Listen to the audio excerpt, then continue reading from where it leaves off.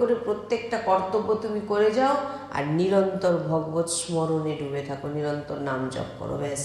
আর এতটুকু যদি তোমার মধ্যে কারোর প্রতি, এরা আমিষ খায়, এরা মদিরা পান করে, বলছে ওদের স্বভাব খারাপ, ওরা ওটা করছে, কিন্তু আমার তো স্বভাব খারাপ নয়। আমি তো সৎসঙ্গে এটা পাচ্ছি না যে অন্য সে মদিরা পান করছে বা সে আমিষ আহার করছে বলে আমি তার সঙ্গে খারাপ ব্যবহার করব। আমাদের সৎসঙ্গ এটা শেখায় না। আমাদের সৎসঙ্গ কি শেখাচ্ছে? সবার মধ্যে ভগবানকে দর্শন করো। গৃহস্থ তুমি, তোমার কর্তব্য তুমি নিষ্ঠা সহকারে পাও, তোমার কর্তব্যে যেন ত্রুটি না থাকে। তো রাধা বাবা অনেক বড় সন্ত, তিনি ইংরেজদেরকে